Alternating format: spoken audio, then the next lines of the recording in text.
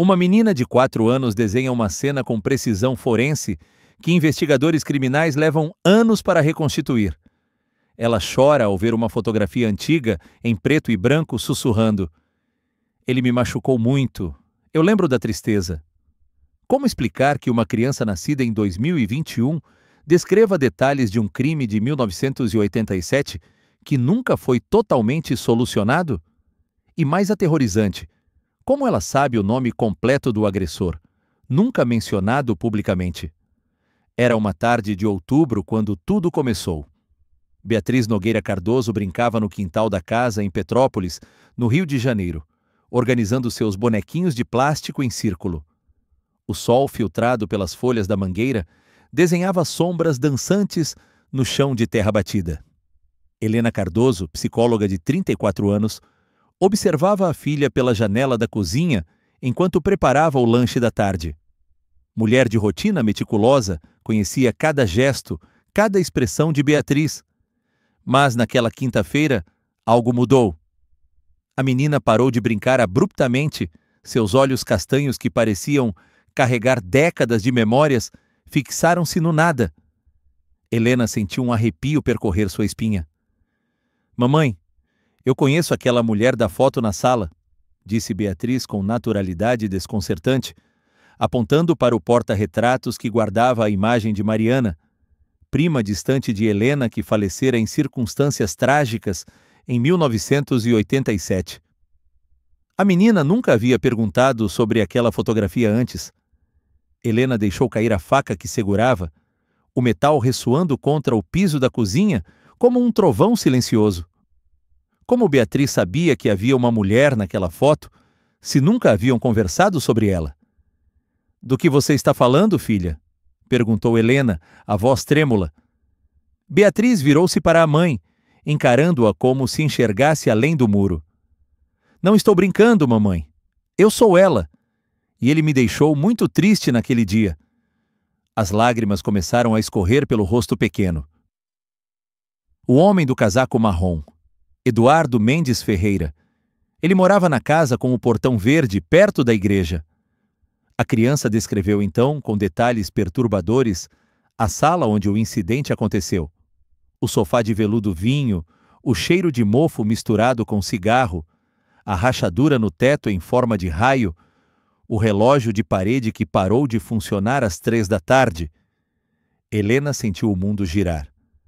Eduardo Mendes Ferreira era um nome que a família nunca mencionava, um segredo guardado há 38 anos. O principal suspeito do crime contra Mariana nunca foi formalmente acusado por falta de provas. A investigação morreu em silêncio. A menina de 4 anos não poderia saber aquele nome. Ninguém falava sobre ele. Os documentos do caso estavam arquivados em algum porão de delegacia. Ele usava um anel com uma pedra vermelha, continuou Beatriz, tocando o próprio dedo anelar. E tinha uma marca de nascença no braço esquerdo. Eu tinha tanto medo daquele homem. A criança soluçava agora, abraçando o próprio corpo como se sentisse uma dor emocional antiga. Descreveu a roupa que Mariana usava naquele dia. Uma blusa amarela com flores azuis que nem mesmo Helena sabia que existia, mas que a avó confirmaria depois, tremendo, estar correta. Naquele momento, Helena compreendeu que a linha entre vida e morte, entre passado e presente, havia se dissolvido completamente. O que acontece quando memórias de 1987 ressurgem nos olhos de uma criança de 4 anos? E se Beatriz realmente fosse Mariana tentando, desesperadamente, revelar a verdade que lhe foi negada? Naquela noite, depois que Beatriz finalmente adormeceu, após horas de choro, Helena ficou sentada na sala de estar, olhando fixamente para a fotografia de Mariana. A imagem em preto e branco mostrava uma jovem de 24 anos, cabelos escuros até os ombros, sorriso tímido, olhos que pareciam guardar segredos. Helena pegou o telefone com mãos trêmulas e discou o número da avó, Dona Carmen. "Vó, preciso falar com você sobre algo muito estranho", disse Helena, a voz quebrando. "É sobre a Beatriz e sobre a Mariana." Do outro lado da linha, o silêncio durou longos segundos. Dona Carmen tinha 72 anos e carregava o peso de perder a sobrinha havia quase 4 décadas. O caso nunca foi resolvido. A dor nunca cicatrizou completamente. "O que aconteceu, minha filha?" perguntou a avó, e Helena podia ouvir o medo na voz dela. Helena contou tudo. Cada palavra que Beatriz havia dito. O nome completo do suspeito. A descrição da casa. O anel com pedra vermelha. E, especialmente, a blusa amarela com flores azuis. O telefone quase caiu das mãos de Carmen. "Meu Deus do céu!" sussurrou ela. "Como ela sabe sobre aquela blusa? Ninguém mais vivo conhece aquela blusa." Na manhã seguinte, Dona Carmen chegou à casa de Helena com uma caixa empoeirada que guardara por décadas. Dentro, fotografias antigas, documentos amarelados pelo tempo e um caderno com anotações que ela fizera durante a investigação frustrada de 1987. Suas mãos tremiam ao abrir a caixa. Beatriz estava no quintal desenhando. Quando viu a avó, correu para abraçá-la, mas parou no meio do caminho. Seus olhos se fixaram na caixa. "Eu conheço essas coisas", disse ela baixinho. Carmen abriu a caixa e retirou uma fotografia que nunca havia sido compartilhada amplamente com a família. Era de Mariana em uma festa de aniversário, usando exatamente a blusa que Beatriz descrevera. Amarela, com flores azuis delicadas bordadas no colarinho. "É essa", disse Beatriz, apontando sem hesitar. "Eu estava usando ela naquele dia, mas tinha um botão solto aqui." Ela tocou a manga esquerda da foto. "Eu ia costurar depois, mas nunca tive tempo." Carmen precisou se sentar. Suas pernas não a sustentavam mais. Ela lembrava perfeitamente daquele botão solto. Mariana havia comentado sobre ele na última vez que se viram, 2 semanas antes da tragédia. "Vou costurar esse botão este fim de semana", havia dito. Nunca teve a chance. Helena sentiu um frio tomar conta de seu corpo. "Beatriz, como você sabe disso?" A menina olhou para a mãe com aquela expressão que parecia antiga demais para seu rosto pequeno. "Eu lembro, mamãe. Eu lembro de tudo daquele dia." Nos dias seguintes, Beatriz começou a desenhar. Não os desenhos típicos de uma criança de 4 anos, com figuras desproporcionais e cores aleatórias. Eram desenhos com detalhes arquitetônicos, perspectiva, elementos específicos que faziam Helena questionar tudo o que conhecia sobre a realidade.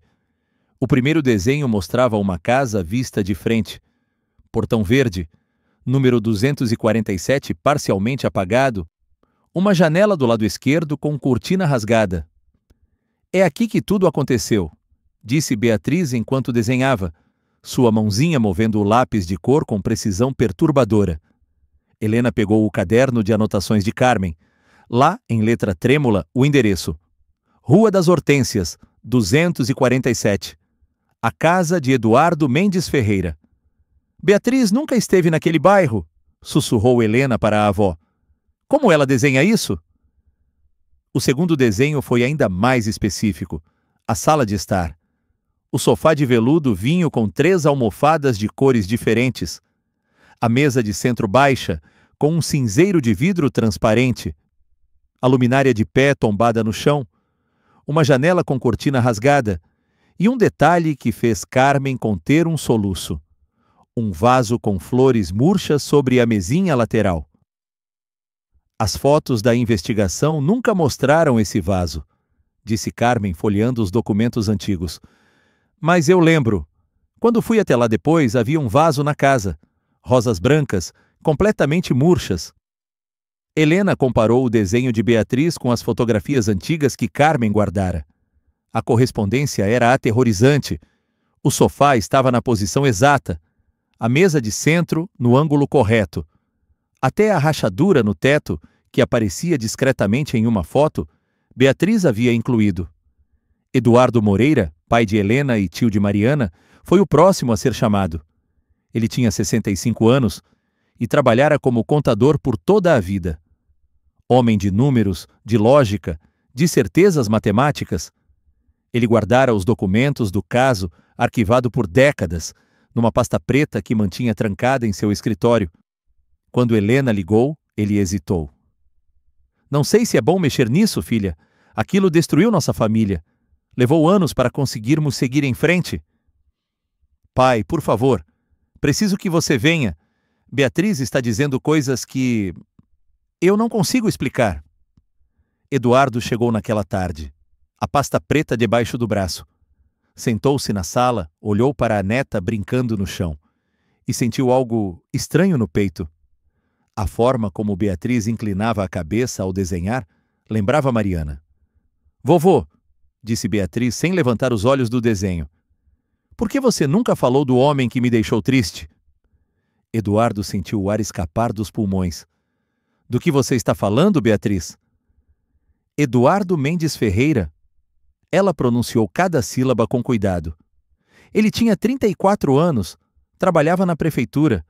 Todo mundo tinha medo dele, porque ele era amigo do prefeito. Eduardo olhou para Helena, depois para Carmen, buscando alguma explicação. Como ela sabe esse nome? Esse nome nunca foi mencionado na frente dela. Nunca, confirmou Helena. Nunca falamos sobre o caso. Nunca mencionamos Eduardo Ferreira. Os documentos estão trancados com você. Eduardo abriu a pasta com mãos trêmulas. Lá estava o nome, em documentos oficiais amarelados. Eduardo Mendes Ferreira, 34 anos em 1987, funcionário da Secretaria de Obras, principal suspeito, nunca formalmente acusado, investigação arquivada por falta de provas. Ele usava um casaco marrom, continuou Beatriz, agora olhando diretamente para o avô, e cheirava a cigarro e colônia forte. Ele sorriu quando abriu a porta, mas os olhos dele não sorriam. Eu devia ter percebido, mas eu confiei nele. A sala ficou em silêncio. O tipo de silêncio que pesa sobre os ombros como uma manta molhada. Eduardo fechou os olhos e uma lágrima escorreu por seu rosto envelhecido. Mariana nunca teve chance de contar sua versão, disse ele com a voz embargada, e Eduardo ficou livre. Nos dias seguintes, Beatriz revelou mais detalhes. Ela descrevia o interior da casa com precisão impossível. O papel de parede listrado, o cheiro de tabaco misturado com naftalina, a porta da frente que rangia quando abria, o relógio de parede que marcava 3 horas quando parou de funcionar. Helena, movida por uma mistura de desespero e determinação, decidiu investigar. Pegou o endereço antigo e foi até a Rua das Hortênsias. A casa ainda existia. O portão verde havia sido pintado de cinza, mas a estrutura era a mesma. Helena bateu na porta. Uma mulher de meia idade atendeu. Depois de uma conversa breve, Helena atravessou a rua e encontrou uma senhora de cabelos brancos regando plantas no jardim. A senhora se lembra de quem morava naquela casa ali? Helena apontou para o número 247. O rosto da senhora se fechou. Eduardo Ferreira morou ali até 89. Depois vendeu rápido e sumiu. Havia boatos. A senhora olhou ao redor, como se temesse ser ouvida. Sobre uma moça? A polícia veio várias vezes, mas nunca prenderam ninguém. Helena voltou para casa com as pernas tremendo. Cada detalhe que Beatriz mencionara estava se confirmando. Carmen organizou uma reunião familiar de emergência. No sábado seguinte, 12 familiares estavam reunidos. As reações foram divididas. Metade achava que Beatriz estava inventando. A outra metade olhava para a menina e via algo inexplicável. Tia Conceição, irmã mais nova de Mariana, decidiu fazer um teste. Ela trouxe um envelope com 20 fotografias antigas de pessoas aleatórias. Amigos, colegas de trabalho, conhecidos de Mariana. Beatriz, você pode olhar estas fotos e me dizer se reconhece alguém? A menina pegou as fotos e começou a examiná-las. Passou por 5 sem reconhecer ninguém. Na sexta foto parou. Essa era minha professora de português, disse ela. Dona Júlia, ela tinha um gato cinza chamado Mingau. Conceição sentiu as mãos tremerem. A foto mostrava Júlia Mendes, professora que Mariana tivera no ensino médio. A mulher realmente tinha um gato cinza. Beatriz continuou. Identificou Rafael Torres, descrevendo-o como meu namorado secreto. Reconheceu Ana Paula, minha melhor amiga que se mudou para Santos. 7 pessoas no total. Todas as identificações corretas. O teste mais chocante veio quando Beatriz identificou Rafael. Ninguém sabia que a gente namorava, ela disse. A gente se encontrava escondido no parque. A sala ficou em silêncio absoluto. Semanas depois, quando Conceição localizou Rafael Torres, o homem confirmou tudo. Mariana e eu namoramos durante 6 meses em 1986. Ele contou pelo telefone. Ninguém sabia. Padre Augusto Silveira, pároco da Igreja São Pedro, foi consultado. Durante a conversa, Beatriz descreveu o confessionário antigo da igreja, aquele que existira até 1992. Tinha uma janelinha pequena do lado direito, Beatriz descrevia, e o banco rangia quando a gente sentava, e tinha um cheiro de madeira velha e incenso. Padre Augusto sentiu um arrepio. Aquele confessionário fora substituído havia mais de 30 anos. Naquela tarde, ele vasculhou os arquivos da igreja. Encontrou fotografias em preto e branco. Cada detalhe que Beatriz mencionara estava ali. A situação estava ficando grande demais. Helena sabia que precisavam de ajuda profissional. Foi Carmen quem sugeriu procurar Dr. Rodrigo Fonseca, o investigador criminal aposentado que trabalhara no caso original em 1987. Helena ligou para ele num domingo à tarde. Dr. Fonseca, meu nome é Helena Cardoso. Minha filha de 4 anos está descrevendo detalhes do caso que apenas os investigadores saberiam. Do outro lado da linha, silêncio. Depois, eu vou até aí amanhã. Dr. Fonseca chegou carregando uma pasta desgastada. Sentou-se na sala e pediu para ver os desenhos. Estudou cada um em silêncio usando uma lupa. Comparou com fotografias que trouxera. Depois de 20 minutos, ele levantou os olhos. 91% de correspondência, disse com voz controlada. Mas há mais. Ela incluiu 3 detalhes ausentes no relatório oficial. Que detalhes? Um vaso com flores murchas, uma mancha no tapete e uma gaveta semi-aberta na cômoda. Fonseca apontou para os desenhos. Esses elementos existiam, mas eu os omiti do relatório por considerá-los irrelevantes. Como ela sabe disso? Beatriz entrou na sala naquele momento. Olhou para Fonseca e parou. Você é o investigador que perguntou sobre o anel. Fonseca empalideceu. Ele realmente fizera aquela pergunta durante a investigação. Como uma criança de 4 anos sabia disso? Beatriz, disse Fonseca, você pode me descrever esse anel? A menina se aproximou e pegou uma folha de papel. Começou a desenhar. Em poucos minutos, tinha desenhado um anel, ouro, pedra oval vermelha e detalhes na lateral. Era assim, ela disse. Ele usava sempre. A pedra brilhava quando ele mexia as mãos. Nos dias seguintes, Fonseca mergulhou em arquivos antigos. Encontrou uma foto antiga de Eduardo num jornal local. Era de uma festa em 1986. Zoom na mão direita. Um anel. Exatamente como Beatriz descrevera. Fonseca conseguiu localizar o joalheiro. O homem tinha 87 anos. Lembro daquele anel, disse ele. Fiz sob encomenda para Eduardo Ferreira em 1985. Ouro 18 quilates, rubi natural. E gravei as iniciais na lateral interna. Que iniciais? EMF mais MSC. Naquela noite, Fonseca voltou à casa de Helena. Preciso falar com Beatriz. Fonseca e Beatriz sentaram-se na sala. O investigador colocou o desenho do anel sobre a mesa. Beatriz, você desenhou este anel, mas não desenhou o que estava escrito dentro dele. Você sabe o que tinha escrito? A menina olhou para o desenho, pegou um lápis e, sem hesitar, escreveu EMF, Pavias, MS, Dani. Fonseca sentiu o ar escapar dos pulmões. Como você sabe isso? As iniciais estavam gravadas na parte interna do anel, invisíveis em fotos. Ele me mostrou, disse Beatriz. Quando a gente estava conversando na sala, ele tirou o anel e me mostrou.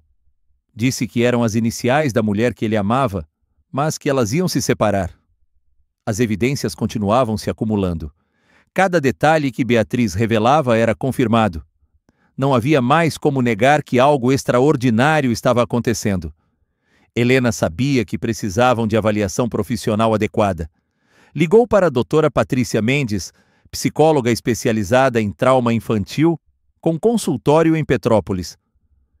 Doutora Patrícia, preciso marcar uma consulta urgente para minha filha. Mas antes preciso explicar a situação.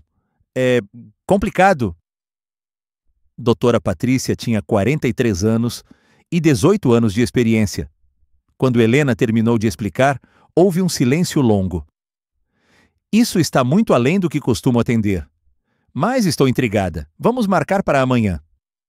A primeira sessão aconteceu numa quinta-feira de novembro. Beatriz entrou calma, olhando ao redor com curiosidade. Oi, Beatriz. Meu nome é Patrícia. Vamos conversar um pouquinho? A menina assentiu. Patrícia começou com perguntas simples. Beatriz, sua mãe me contou que você se lembra de coisas interessantes. Quer me contar sobre essas lembranças? A menina pegou uma folha de papel e lápis de cor. Posso desenhar? Claro! Pela próxima hora, Beatriz desenhou 8 imagens diferentes. Cada uma contava parte de uma história. O primeiro desenho mostrava um portão verde. O segundo, uma sala de estar com móveis detalhados. O terceiro, 2 figuras conversando. O quarto mostrava o homem oferecendo algo num copo azul. O que ele está oferecendo? Perguntou Patrícia. Café, respondeu Beatriz. Mas estava frio. Eu tomei mesmo assim porque não queria ser mal educada. Os desenhos seguintes mostravam a progressão da história. A conversa ficando tensa, a tentativa de sair, a porta trancada e então um desenho com cores escuras, linhas caóticas. E esse aqui? Patrícia, perguntou gentilmente. É quando tudo ficou ruim, Beatriz sussurrou. Quando tudo mudou?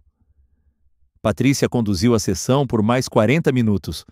Beatriz nunca se contradisse, nunca hesitou. Falava de eventos de 1987, como quem relata o que aconteceu na semana passada. Ao final, Patrícia pediu para falar com Helena em particular. Helena, preciso ser franca. Em toda a minha carreira nunca vi nada assim. Beatriz não apresenta sinais de fantasia ou manipulação. A narrativa dela é coerente, emocionalmente autêntica e rica em detalhes que uma criança de 4 anos não deveria ser capaz de inventar. Do ponto de vista psicológico, suas memórias parecem genuínas. A origem delas, isso eu não posso explicar. Dr. Fonseca havia recomendado contratar um investigador particular. Foi assim que Marcos Vasconcelos entrou no caso. Ex-delegado, 55 anos, agora trabalhava como investigador particular. Quero que você verifique cada detalhe que minha filha mencionou, disse Helena. Quero saber o que é verdade. A entrevista aconteceu numa manhã de dezembro. Durante 3 horas, Vasconcelos fez perguntas detalhadas. Eu cheguei na casa dele às 2:30 da tarde. Beatriz contava. Eu sei porque o sino da igreja tinha acabado de bater. Que igreja? A igreja São Pedro fica a 3 quarteirões de lá. O relógio parou às 3:05, Beatriz disse de repente. Eu lembro de olhar para ele. Os ponteiros marcavam 3:05. Vasconcelos sublinhou essa informação 3 vezes. Nas semanas seguintes, ele verificou cada detalhe. 23 detalhes específicos mencionados por Beatriz. 21 confirmados, 2 sem possibilidade de verificação. 0 incorretos. A acurácia era de 91,3%. O sino da igreja São Pedro realmente podia ser ouvido da Rua das Hortênsias. Os horários batiam. O relógio realmente havia parado às 15:05. Estava no relatório um detalhe considerado insignificante. A vizinha idosa, senhora Eunice, forneceu confirmação perturbadora. Lembro daquele dia como se fosse ontem, disse ela. Ouvi o relógio bater 3 horas e depois... silêncio. O relógio nunca mais bateu. Mas o detalhe que finalmente quebrou o ceticismo foi o anel. Vasconcelos encontrou uma foto antiga, festa de confraternização da prefeitura em 1986. Eduardo no centro, mão direita levantada. E no dedo anelar, um anel com pedra oval vermelha. O joalheiro confirmou. 1985. Anel masculino em ouro, 18K, rubi de 3 quilates. E gravação especial na parte interna, EMF, Plus, MSC. Vasconcelos voltou correndo para a casa de Helena. Sem avisar, perguntou. Beatriz, você se lembra do anel? Tinha algo escrito dentro dele? A menina parou de brincar. Pegou um graveto e escreveu na terra.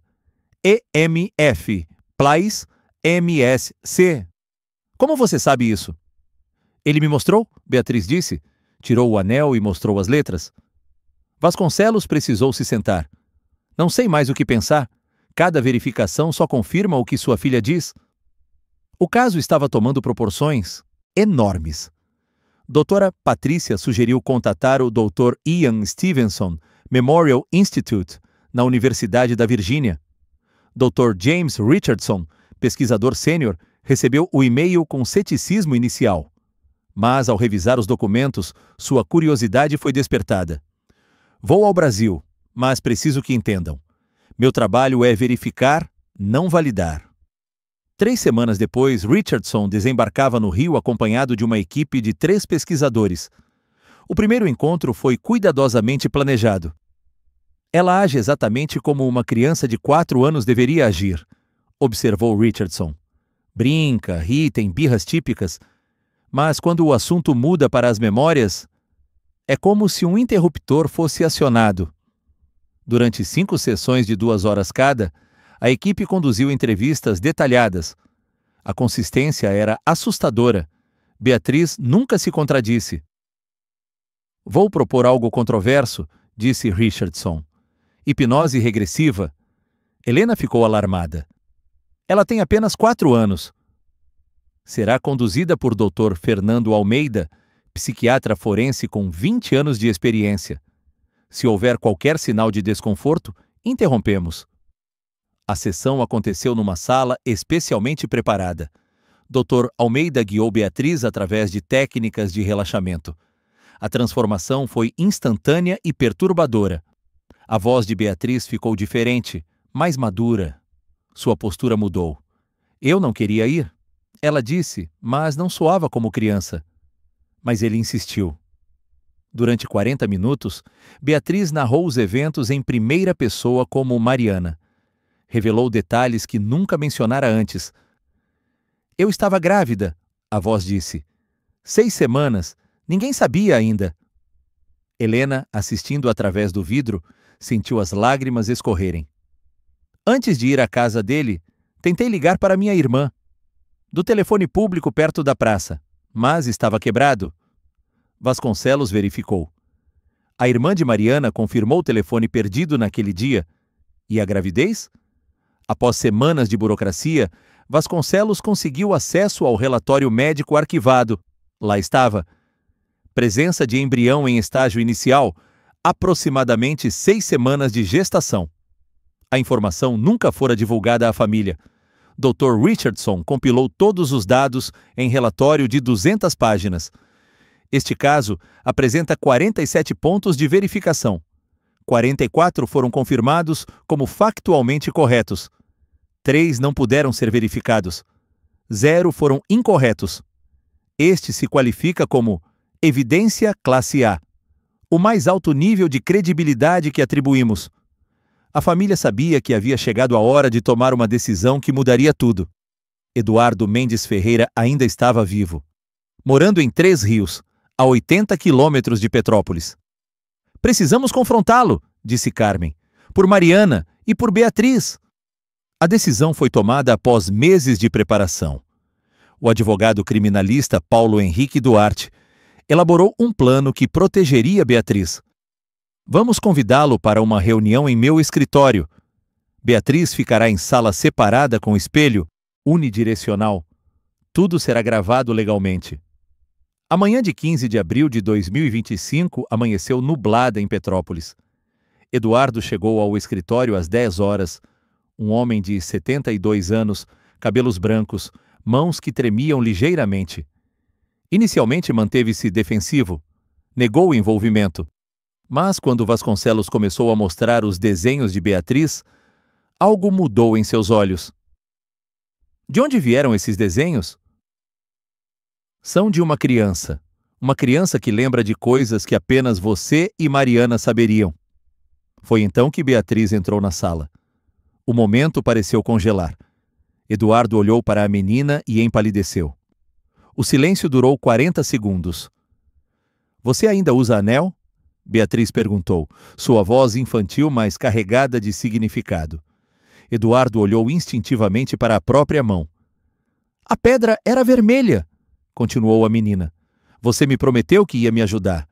Por que você fez aquilo? Foi como se 3 décadas de defesas desmoronassem. Eduardo começou a chorar. Como é possível? E então confessou. Tudo. O relacionamento com Mariana, a informação comprometedora, o medo, o impulso fatal, a simulação, o anel que guardou por 25 anos. Nunca planejei, ele chorava. Tentei apenas assustá-la, mas eu entrei em pânico. Até revelou onde enterrou a evidência nunca encontrada. 3 dias depois, foi encontrada exatamente onde ele indicou. Eduardo Mendes Ferreira foi preso, processado, condenado a 18 anos de prisão por homicídio qualificado. O primeiro caso no Brasil onde memórias contribuíram diretamente para um processo criminal. Dona Carmen visitou o túmulo de Mariana pela primeira vez em anos, sem sentir o peso esmagador da injustiça. Você conseguiu, minha filha.